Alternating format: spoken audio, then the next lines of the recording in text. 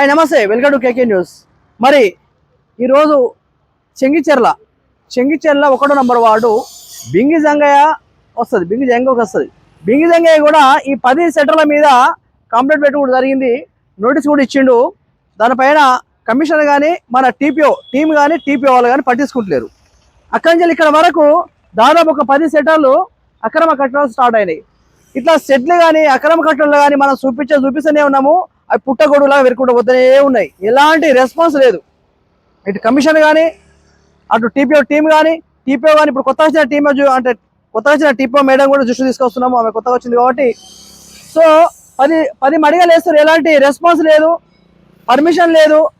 మున్సిపాలిటీని లాడ్జ్ చేసి ఎట్లా డెవలప్ అవుతుందండి? అసలు మున్సిపాలిటీ ఎన్నోసార్లు చెప్తున్నాం కూడా మేము అక్రమ కట్టడాల పైన పర్మిషన్ తీసుకోవాలని చెప్తుంటే ఎలాంటి పర్మిషన్ లేకుండా ఇట్లా సెట్లు జరుగుతుంటాయి.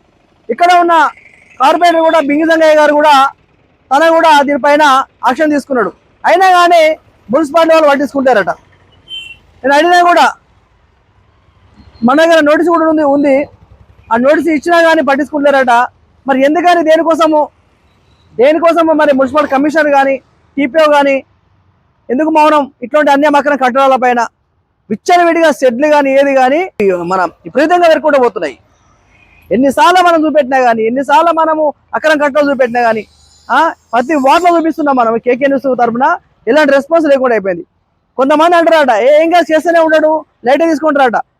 అట్లా ఎవరన్నా అన్నా కానీ పట్టించుకోకపోతే మాత్రం బాగుండదు. ఎందుకంటే మేము చెప్పేది ఏంటంటే మున్సిపల్ డెవలప్ కోసం, ఇదంతా అభివృద్ధి కోసం మాట్లాడుతున్నాం.